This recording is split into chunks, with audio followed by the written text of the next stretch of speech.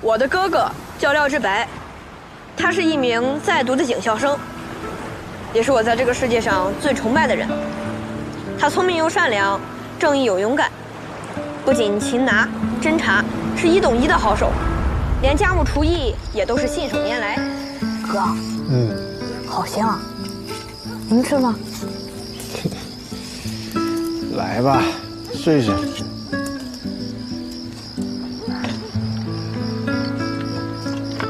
好吃吗？好吃。哇，这兔子真不错，但刚来的时候太瘦了，幸亏有你把它养得那么肥，要不然我们2口都分不了。你说这是什么？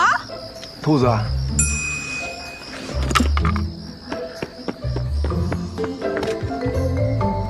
廖志白，我跟你拼了！哎，等一下！哎呀，你别追我，这个是土鸡啊，我逗你玩的。你不用骗我！不是这样的人啊！他时常教导我，男子汉要有征服天地的勇气。子任，上！可乐都请你喝了，还不上？上！去。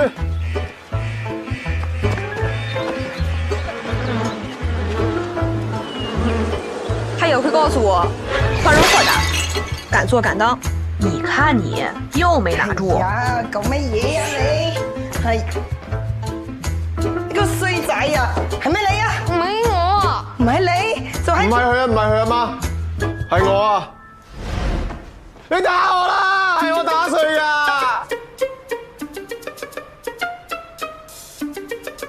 係你啊，衰仔啊！中跑！開車啊！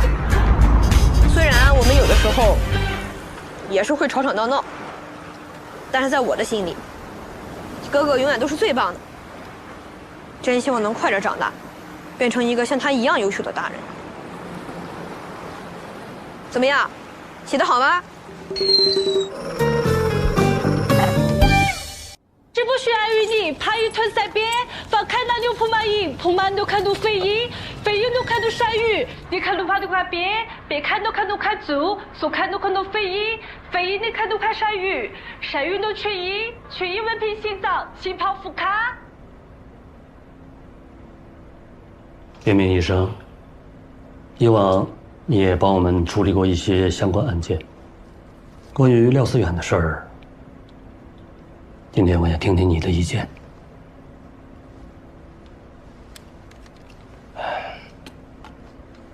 是这样，根据现有的资料分析，爆炸案当日，廖思远的确处于一个发病的状态，并且失去了自控和辨认能力。一般这种情况可以免于交通法的处罚，并由其家属和监护人进行一个后续的民事赔偿。但是这次他的情节比较严重，并且还伤了人。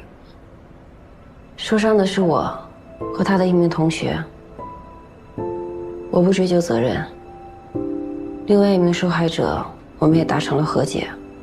作为监护人，我会在接下来的日子里监督思远积极配合治疗，请领导放心。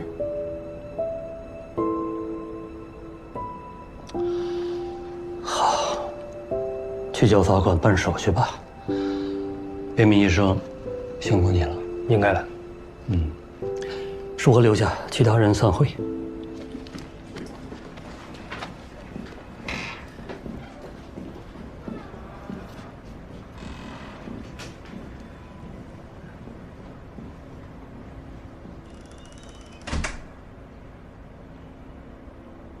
这次爆炸案牵连太广，影响巨大。除了潜伏在不合适的毒品案，还牵扯出了之前发生的几起案件，而这些也都和10年前永安村的那场大火有关。廖思远是相关人物，最好回避。你也盯着他点。是。但是，眼下更重要的是，对 H7首次大规模曝光，引起舆论热议，网络上的声音太多，上头对这次案子非常重视，我们要尽快给公众一个交代。现在进展到什么程度了？全市的营业场所都扫了一遍，什么都没有找到。这次毒品礼盒明显是定向供应，根据犯罪现场的情况来看，他们是批量生产、长线交易。我们推测，刘海勋背后的老板那天也出现在那里，侦探性亦不合适。石华，这次案件重大，尽快发布通缉令，抓到幕后老板。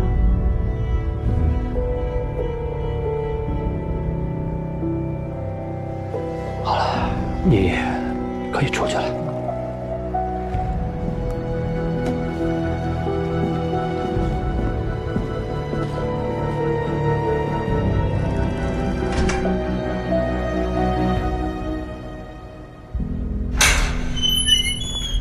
这么少啊，骆警官，才罚这么一点点啊，他闯了这么大的祸呢，就要重重的罚他。要不然他下次不长记性哎。这罚的已经不少了，还不够。幸亏没有闹出人命来，就是闹出了人命，哼，多少钱都买不回来。啊，您说说。是啊，多了。警官，你能不能让我进去看一眼我儿子？我们这儿都是有规定的，不是我们说了算。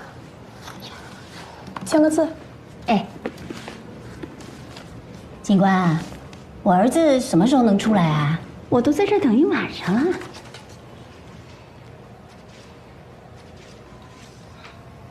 妈，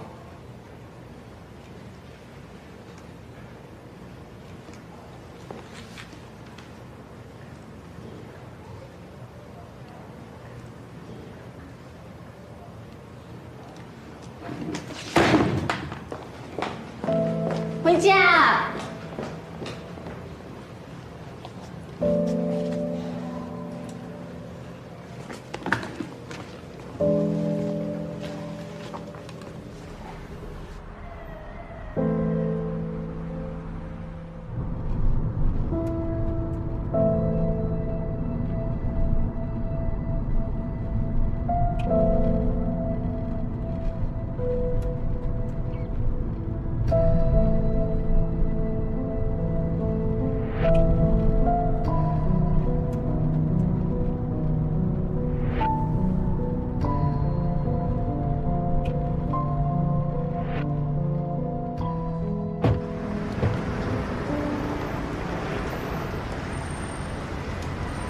你过来。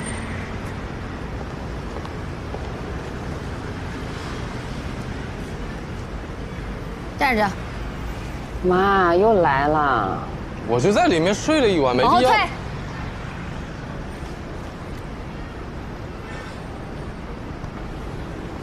再退。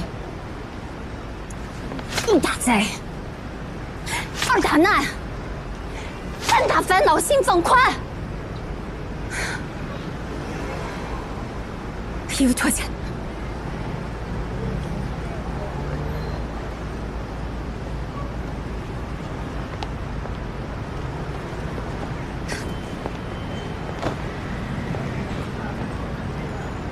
进。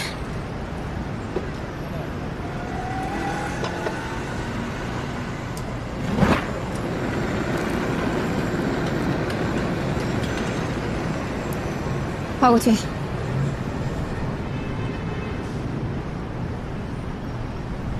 这个就不用了吧？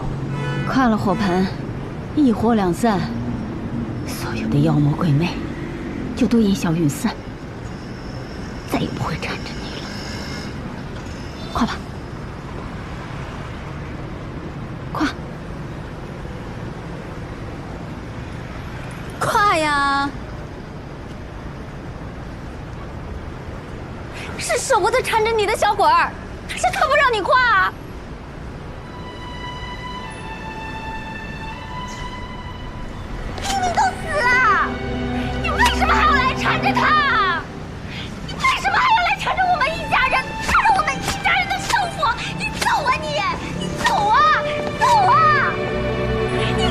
不是说要保护他？你保护到哪里去了？保护到哪里去了？要不是你回来了，他怎么会受这个伤啊？你不知道心疼他吗？他流了这么多的血呀！好几次我们家思远都差点就死了呀！那命都没了。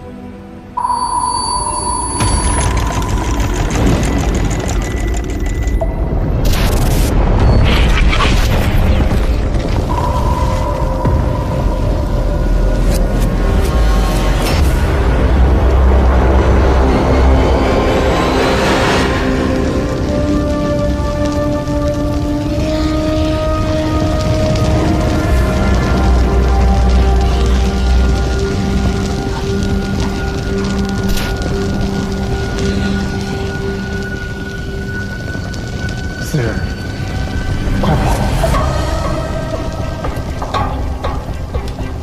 思远，快跑！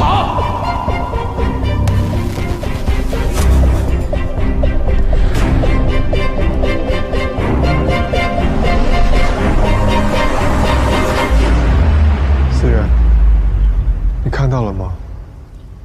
其实一直以来都是你。我之所以会存在，那是因为我就是你。其实那一天你什么都看到了，只是因为太害怕，所以选择创造了我，忘记一切。记忆宫殿里那个打不开的抽屉，其实一直以来都不是真相，而是你不敢面对那个逃跑的你。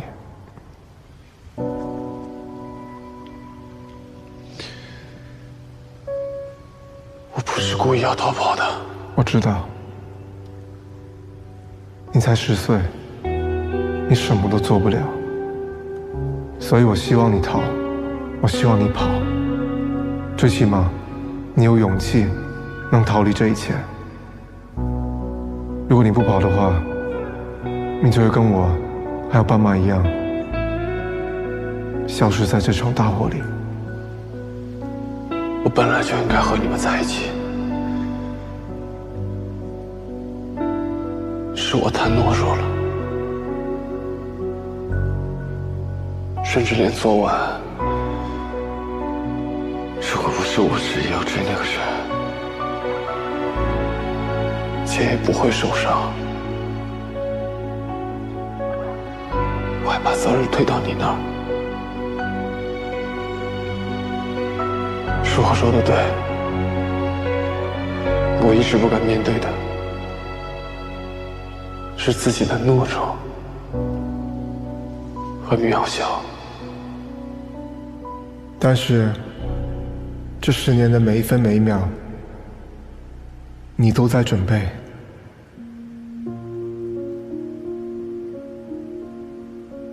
思远，你一直都很努力。哪有人一天就能学会基本演绎法呢？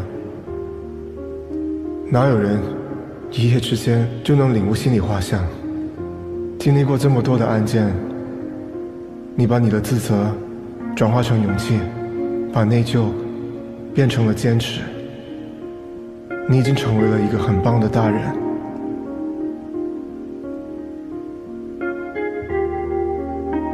所以，你已经不需要我的保护了。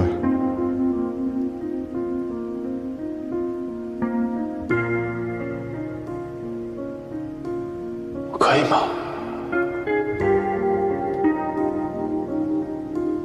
面对或是逃避，从来都只是一个选择，没有对错。如果此刻的你还是想选择转身离开的话，没关系的，我们就当做什么都没有发生。你还是你，而我也还是我，我会一直陪着你。不过已经10年了，思远，你确定你还要做一样的选择吗？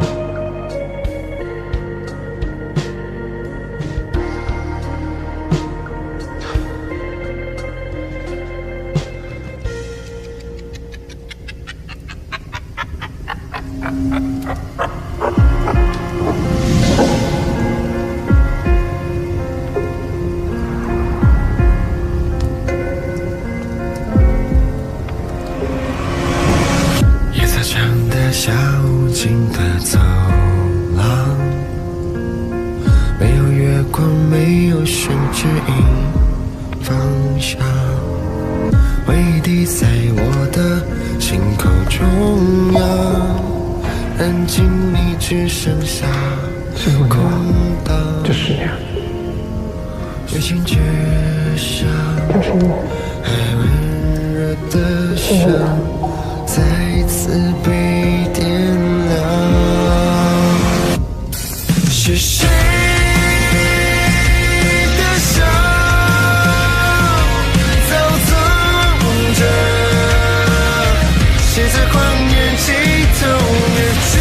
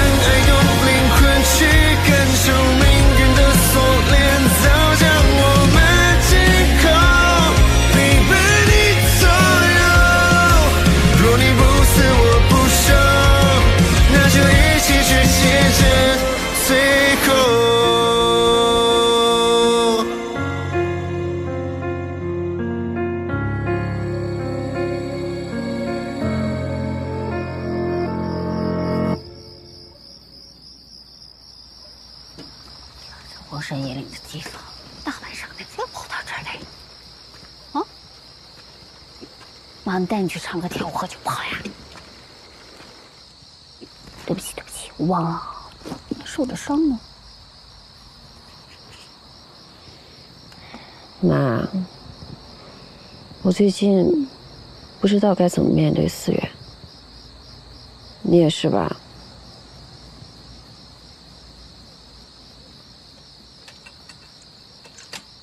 怪我呀？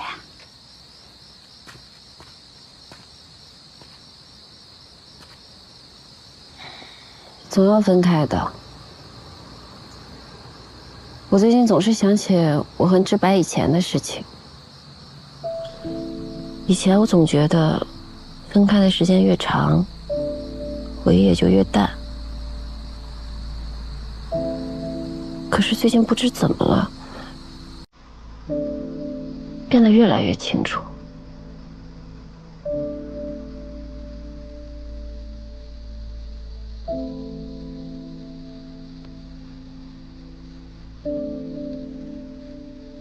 我才发现，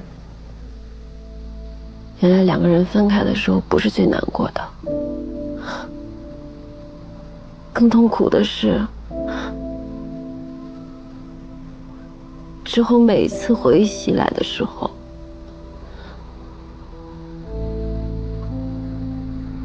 也可能是2个人一起走过的街道，或者是他身上独有的香味。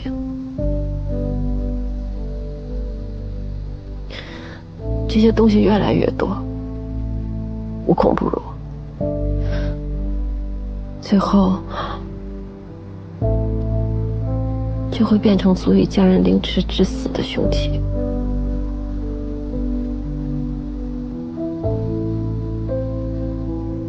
好多好多话想跟他说啊。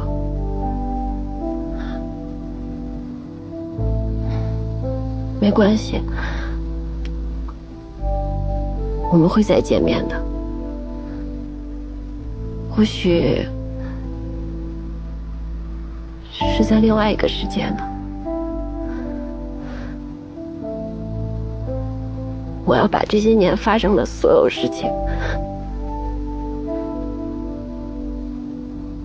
一点一点的讲给他听。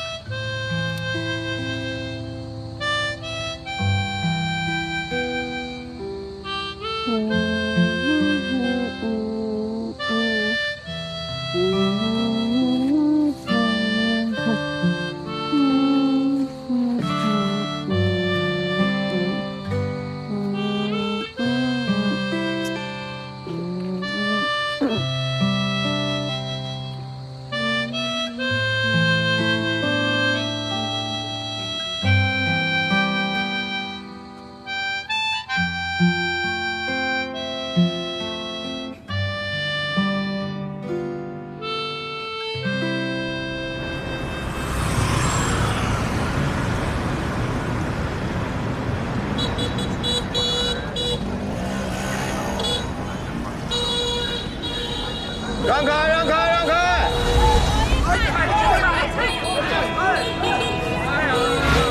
哎，停！右转！扶我拉！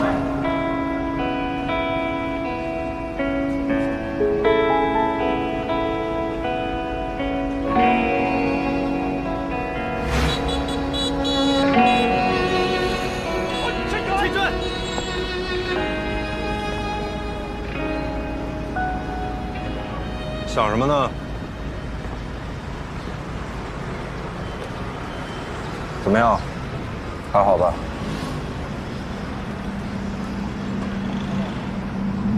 坦白说，我得谢谢你。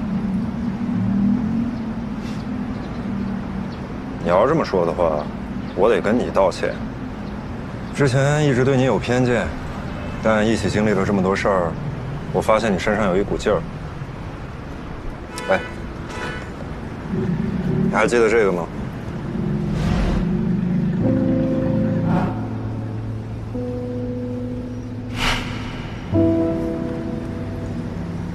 每次看到这个牙印，我就想到那时候的你，想着这孩子这么小年纪，就经历了这些事儿，以后该怎么办？人生会不会就这样毁掉了？我能为他做点什么？最后发现。你很优秀，你自己救了你自己，还差一点。只有找到当年的真相，才算真的自己救了自己。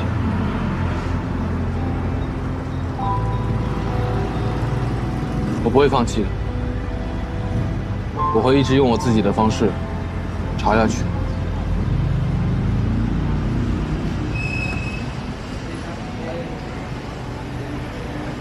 唉，坦白说，这次的案子有点复杂。随着调查的深入，牵扯出了很多新的问题。我那边人手有点不够啊。找我帮忙？你局长不是让我避嫌吗？是。所以最近我一直在游说他，我说，我们就算不让你查，你也不会轻易放弃的。与其两头忙活，不如精诚合作。他怎么说？他觉得我说的有道理。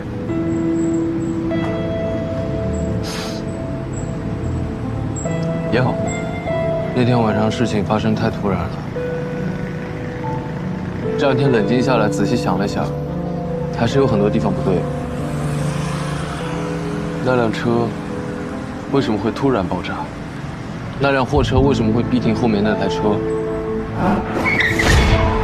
车上是什么人？还有照片上的第4个人。我可以告诉你，但是，我这次可是立了保证的，你得听指挥，不然出了事都得我兜着。知道了。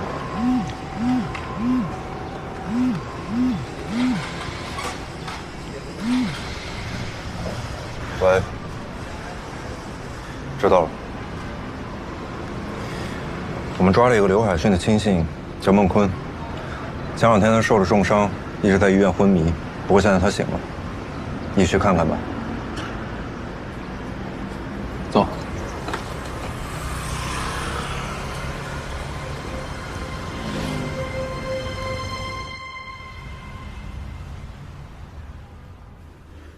那天，白涵跟勋哥约好了交易。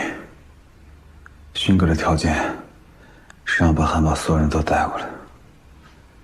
白涵同意了，但是白涵后来觉得，如果我们不讲诚信，一旦翻了脸，他连人带货都走不出果干上。后来就想出了分现场交易，人来货走，验货给钱。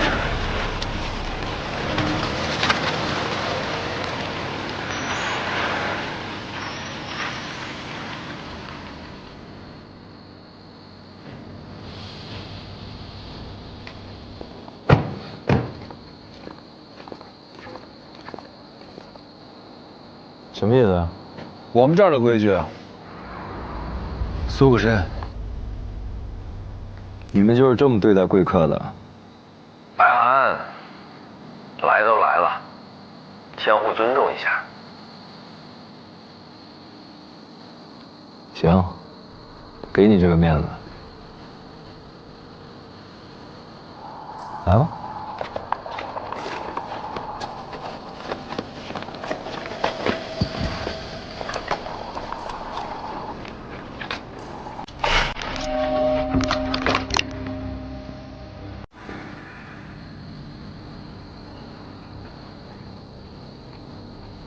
你们这专业水平也不行啊，找个地方进修一下吧。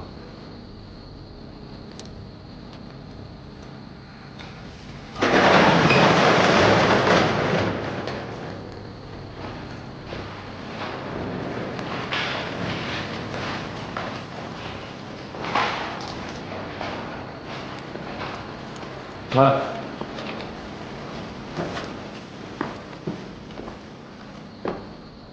我人都到了，货是别该发的。地址？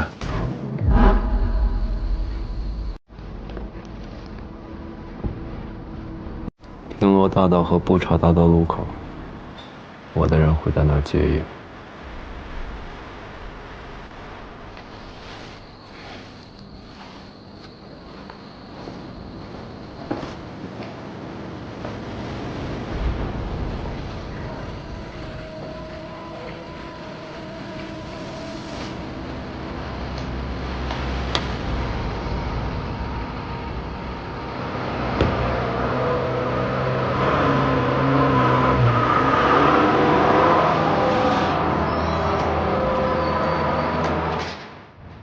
勋哥在屋里等你们。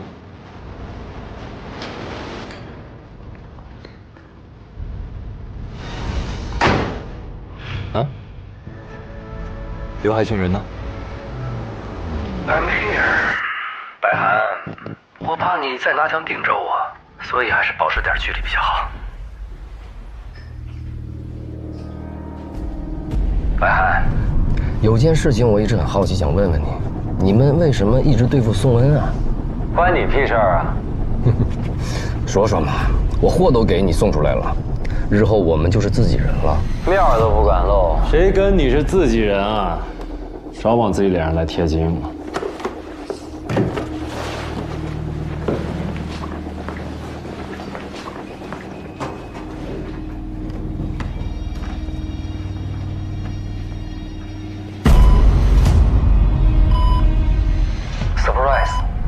surprise。白涵，对不住啊，你我无冤无仇，是铁心让我这么干的。日后你变成厉鬼，你可别来找我，去找他。你不是说不想再给铁心当狗了吗？我觉得当狗挺好的，虽然偶尔会挨打挨骂，但永远都不会挨饿。白涵，虽然你没有回答我的问题，但是我可以免费送给你一个秘密。当年那场大火，我也出了一点力。其实我也应该在你的猎杀名单里。刘怀君，你真该死！可惜你说了不算。白涵，你知道当年我为什么要对付你们吗？不光是要讨好盖德，你们几个不知天高地厚的年轻人，要追寻什么正义？我要给你们上一课，让你们知道什么是黑暗。别白忙活了，整个车间都是防弹级别的，你们跑不掉的。刘怀君，你会下地狱的。我不下地狱，谁爱下谁下吧。哎，给，还是你来吧。啊，杀人损阴德。哎，拿着。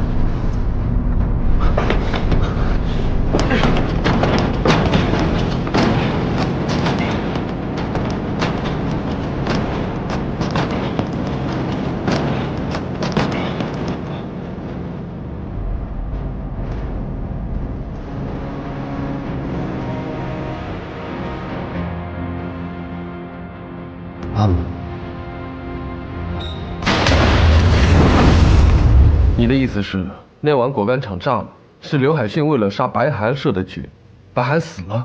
果干厂没有爆炸，我们在果干厂也没有找到白涵的尸体，他们根本就没进去，对吗？对，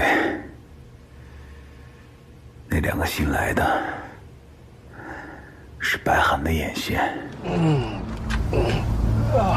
救我！救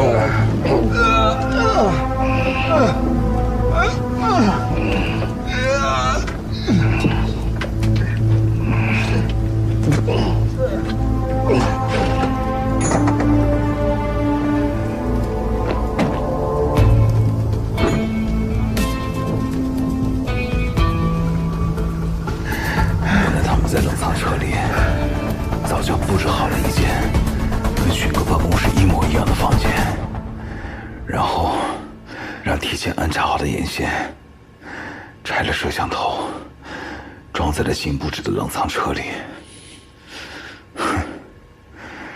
那天我走了以后，他们就把其他人都打晕了。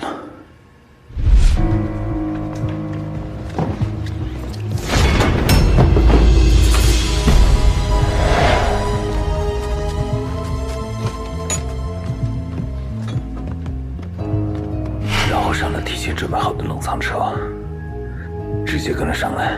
等一下，你刚刚说指使刘海迅杀白涵的人叫铁心，对，他是什么人？那我就不知道了，反正是个大人物，迅哥都得听他的。那和白涵在一起的另外一个男的是谁？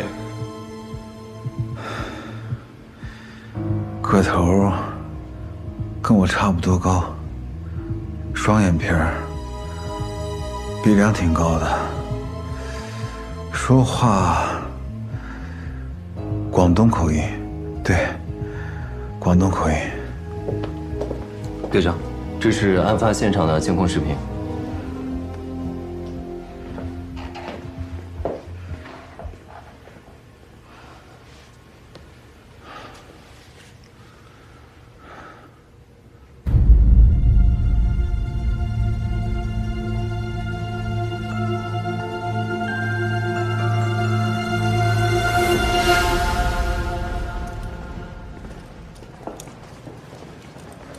聪明反被聪明误啊！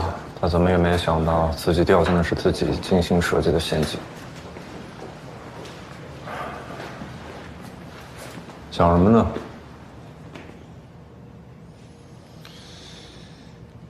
我在想，刚才的监控视频里，那个胖的叫阿甘，瘦的叫阿泰，都是白涵的手下。另一个人是谁？一直戴着帽子，也看不清脸，不过跟白涵是一伙的，抓到白涵就能抓到他。怎么？你觉得是谁？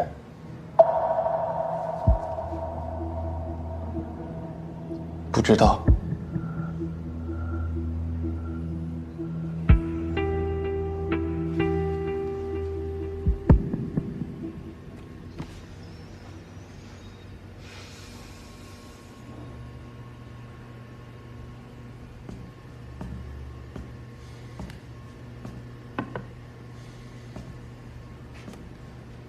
怎么样？我想要全市7天内所有的监控，有多少要多少。全市？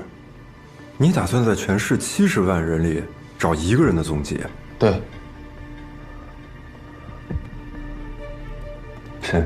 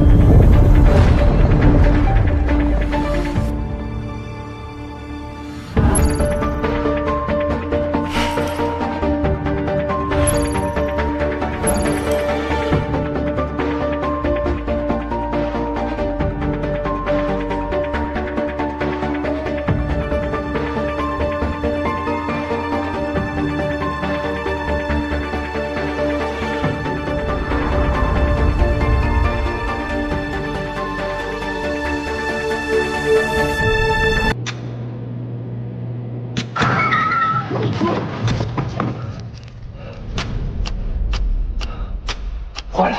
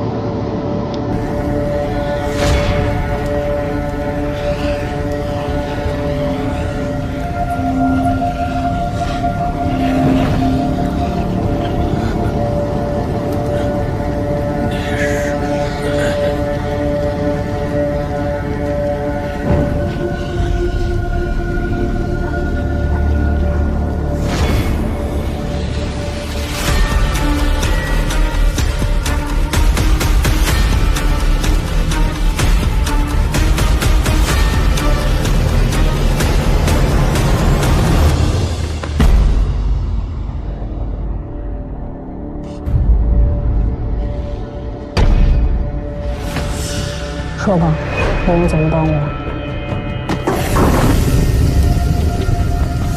只要能处理掉他，让我干什么都行。你事儿抵事儿，你也帮我们一件事儿就行。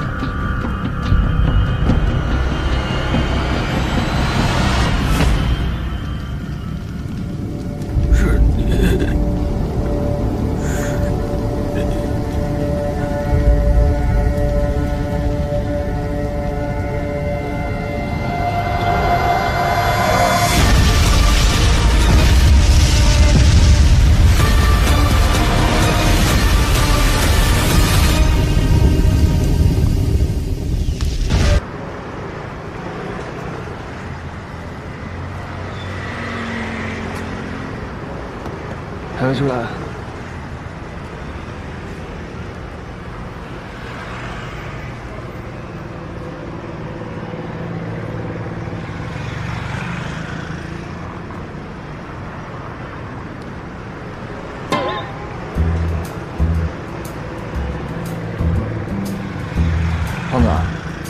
瞅啥呀？害怕了？我兴奋，着急抓他，2个小毛贼，我自己就收拾了，怕啥呀？那可不是小毛贼，1个月作案4起，盗窃珠宝金额高达90万，而且我猜测，他们手里有这个。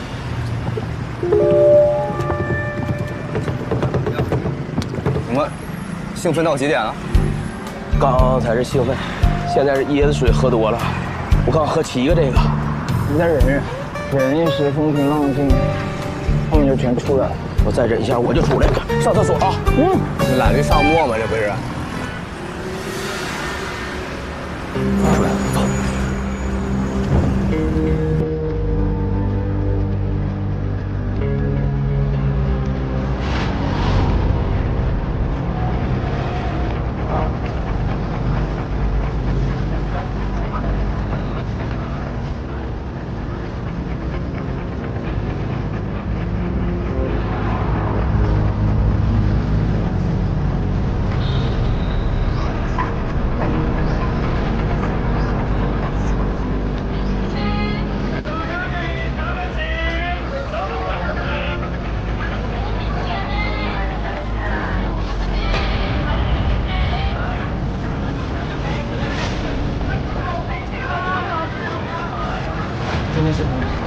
穿成这样受不了，真是。快，大概还没个啥。会长，再不抓不到。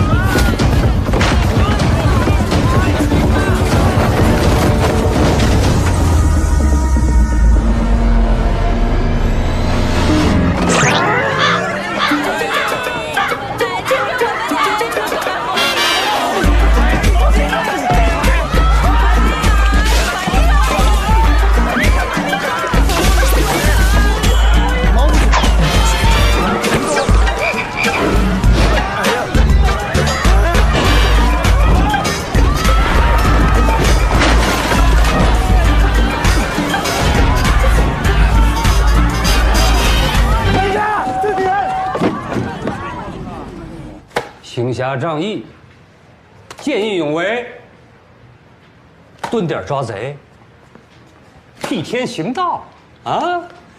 行啊，你们一个一个的当我们警察吃干饭呢。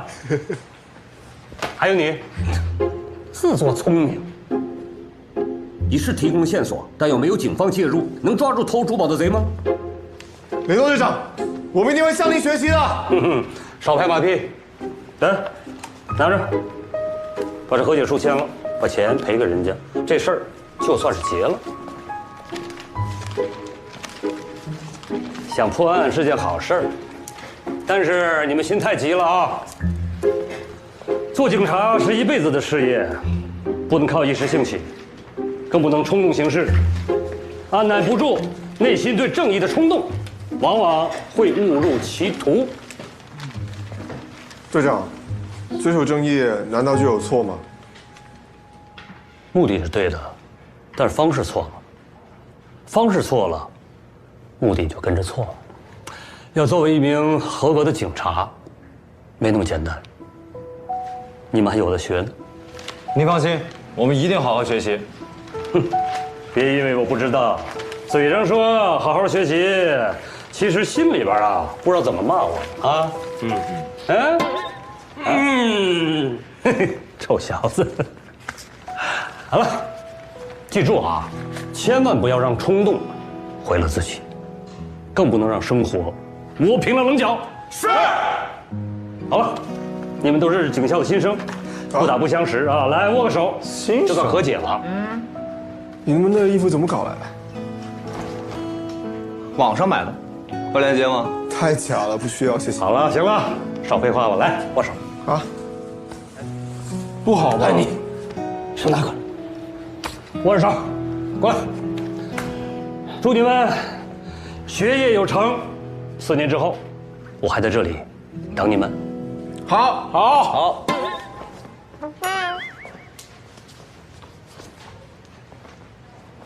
穿假货？那假货你也没有。我真的好假。要不再打一架？来啊！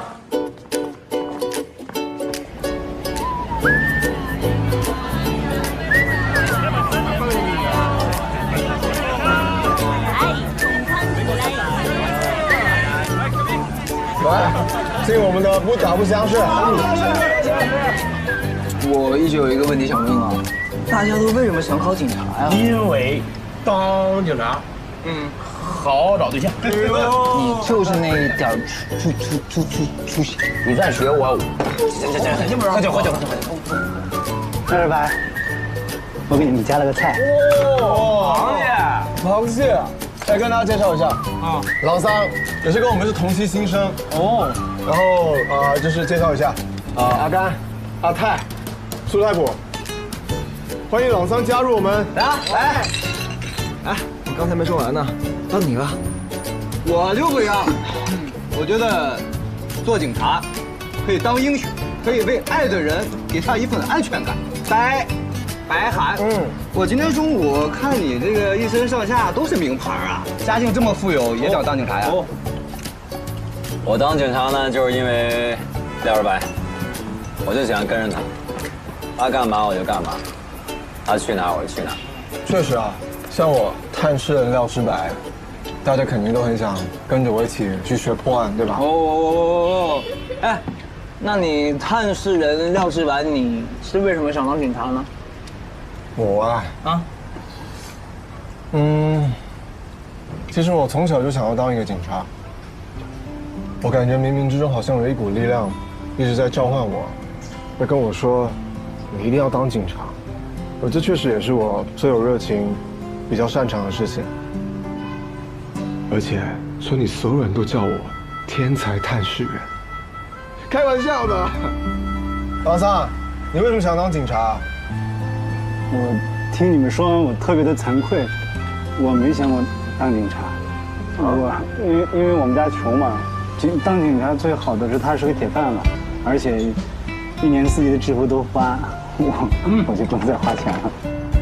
别听他谦虚，他随便就考上了好吗？他超级厉害的。没有，但是我已经想好了，如果我不当警察，那我就在学校门口我开个小卖铺，咱们警校这么多的人，肯定差不了。哎，呸！我们这还没入学呢，不说丧气话啊！不是那个意思，但你们也知道，入学1周后我们就打比武，我这条件，也是。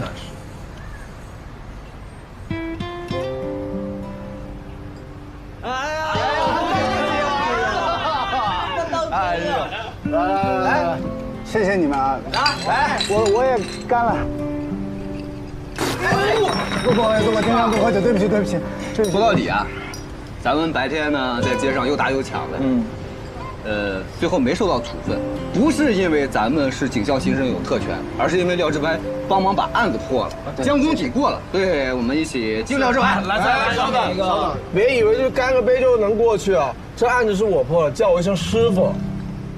就别叫师傅了，叫爸，怎么样？不是你们叫爸，爸，叫不了，我炫一个来。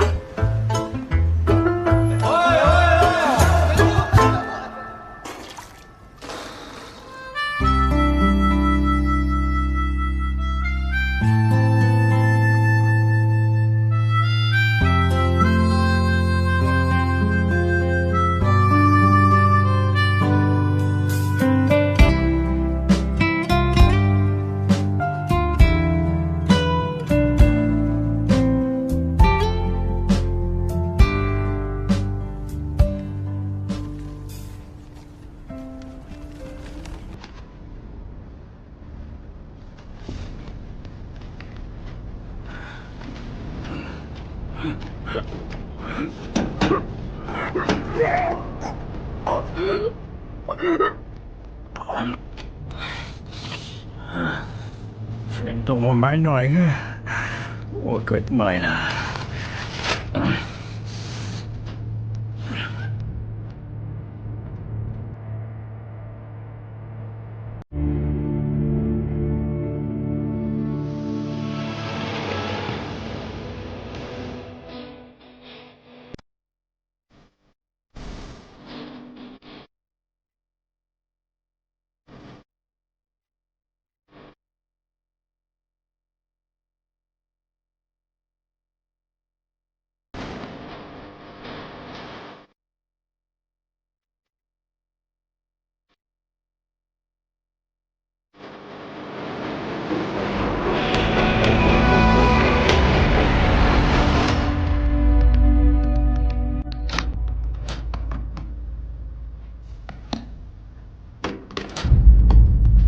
于阿婆被廖思远送到了养老院，我看了，只有门口有监控，正好方便我们以后探视。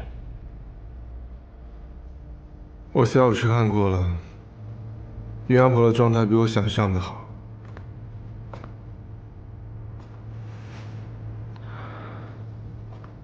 你突然出现，不怕被提醒的人看见吗？在黑暗里藏了那么久，也该出来晒晒太阳了。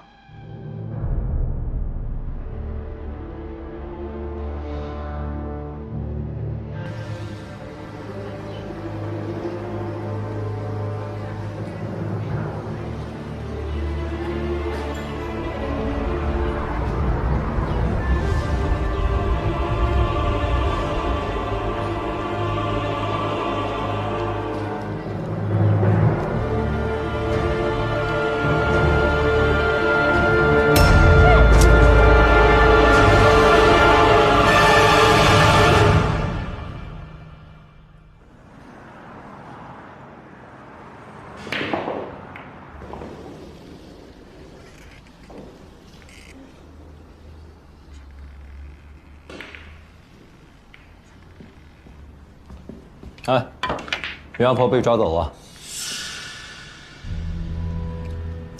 人被带上了一辆救护车，车牌号是 B 日3218，车上2个人，其中一个左眼睛上面有一条刀疤，应该是铁心手下一个外号叫独耳的混混。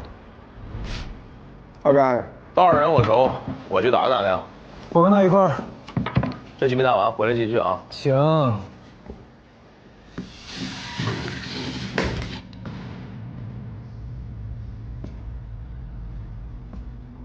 应该是你昨天下午被监控拍到了吧？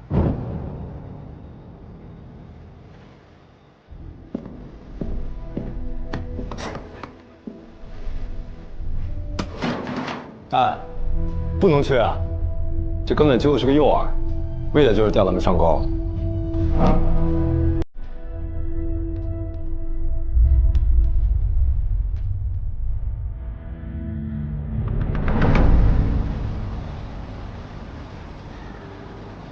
监控显示救护车已经停在这1个多小时了，怎么到这么偏僻的地方来？不是铁心。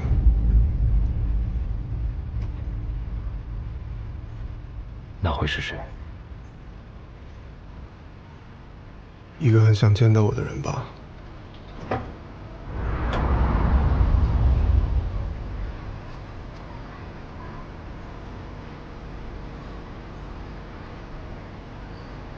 哇，好久不见。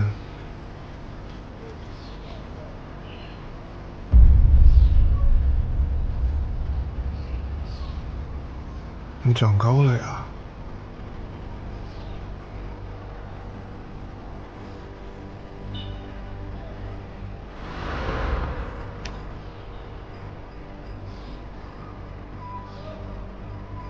倒是你啊，一点都没变。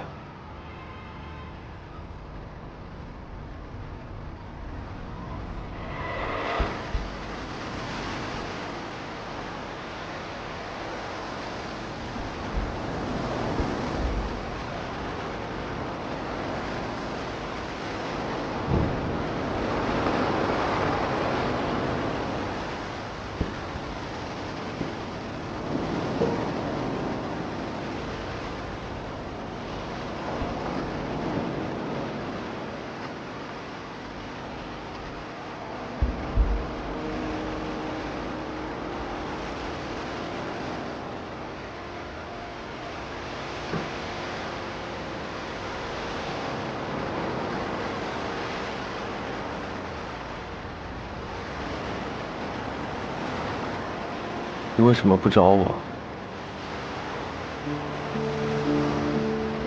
？10年了，我一直以为你死了，可你明明还活着，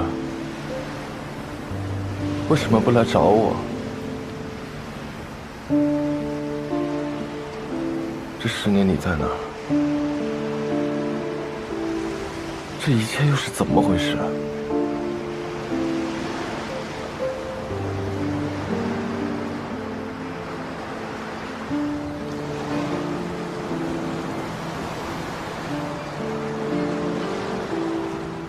你饿吗？我好饿，请我吃碗面吧。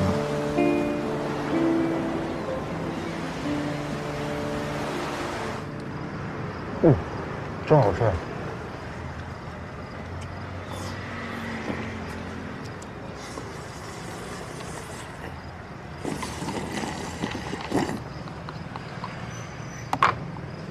你不吃吗？这么浪费。我吃。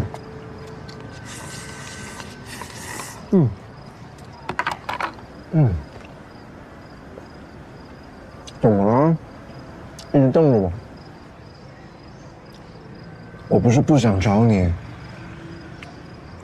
而是我不能。只有廖之白是一个死人，廖思远才能够在日光之下好好活着。我已经连累爸妈了，我不想把你也给害死。什么叫连累爸妈了？你知道，在我们村里，最开始制造 AH7的人是谁吗？是我们的父亲。不可能！我最一开始我也不相信，但后来我发现，他们口中说的货，就是 AH7。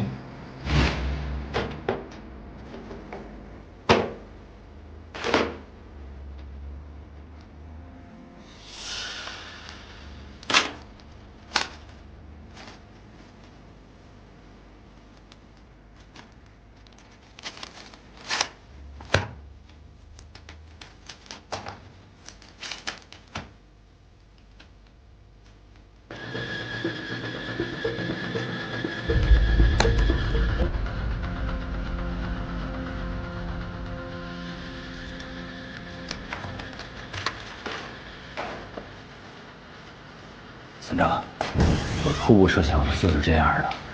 然后呢？你回来好好想想。啊，知道了，我再想想。那个，我今天，等一下。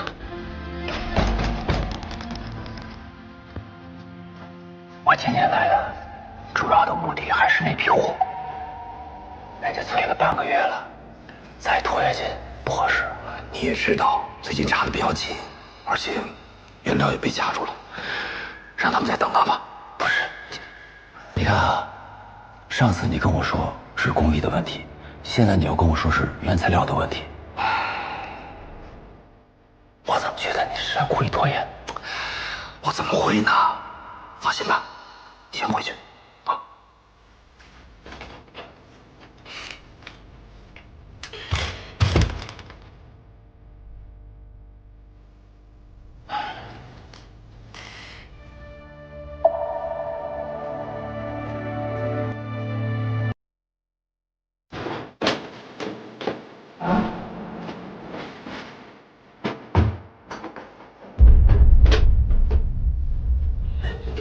爸，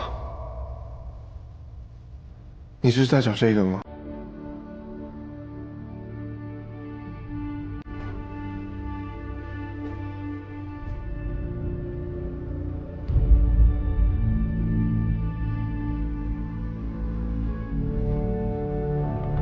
什么时候开始的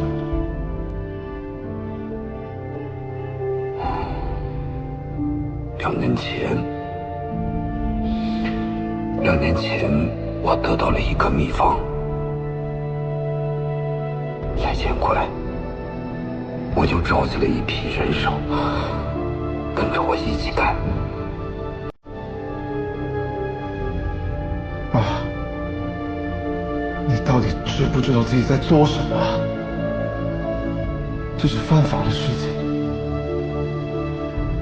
你在制毒啊！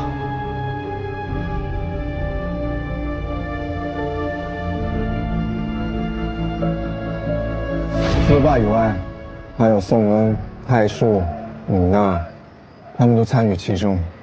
而且果干工厂就是他们的制毒基地。每当一批货制造出来，就会有一个人叫铁心，把它贩售到布河。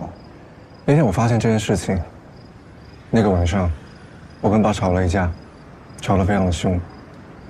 我跟他说，你有1天晚上的时间，只要天一亮，我就会去报警。爸。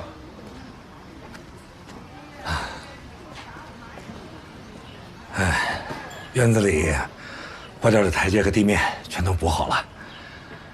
家里的事情我也都跟你妈交代了。等到我把厂子里的事情安顿好之后，我就去自首。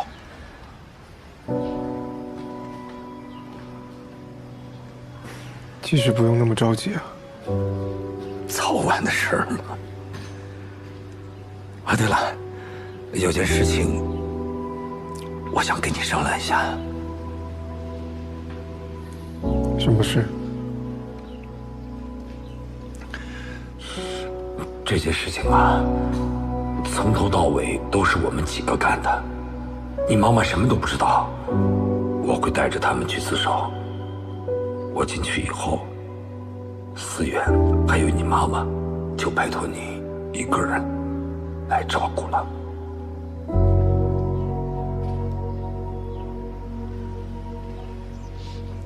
你觉得他们会听你的吗？他们一定会听我话的。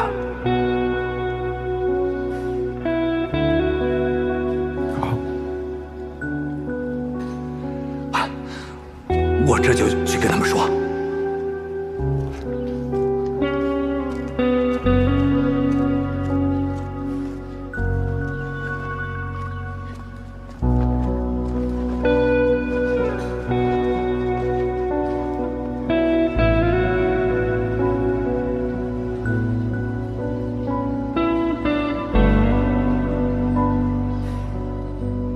没想到，我们都太天真了。他们那些人根本没想过自首，而且他们很害怕，害怕爸去自首会连累到他们，所以他策划了一场大火，来去除掉所有的后患。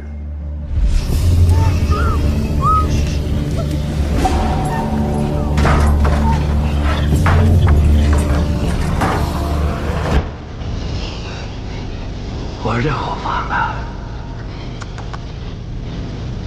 绝了！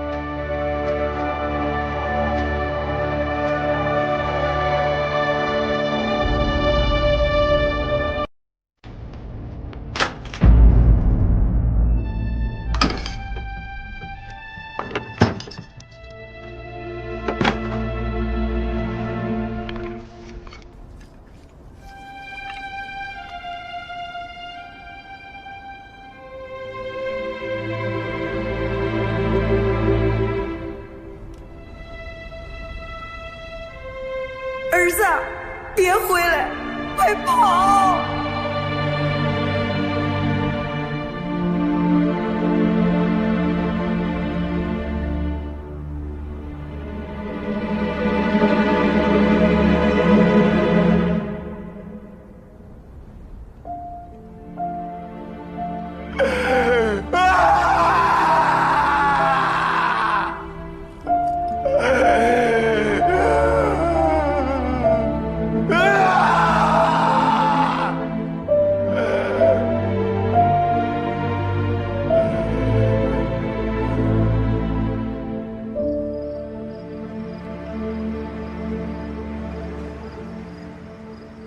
可是火场里明明抬出来3具尸体。除了爸妈以外的那具尸体是铁心的手下，具体他是谁我不知道，但是他们肯定买通了法医，让那具尸体成为了我。那你是怎么逃出来的？因为我跟你一样，在起火的时候，我根本不在家。我在村子的河边，有一个人向我开了一枪，我不知道那个人是谁，然后我掉到河里面去，失去了意识，是苏帕把我给救了回来。这根本不是什么偶然的天灾，这是一场精心布局的谋杀。那你的毒检报告呢？既然火已经烧起来了，那必须要有一个放火的人吧？那除了我，还有谁比我更适合当这个角色呢？凶手在最一开始已经知道怎么样圆满去说这个故事，他们在我的水杯里投入了 AX7，然后立刻报警，给我进行尿检，那份毒检报告就顺理成章地产生了。证据链条非常的完善，犯罪动机非常的充分，于是廖知白吸毒致幻烧死全家的故事终于落下了帷幕，完美，天衣无缝。在成为了死人之后，我躲了一段时间，直到我打听到了白涵的消息。他买下了我们曾经聚会的饭店，并在暗地里继续调查。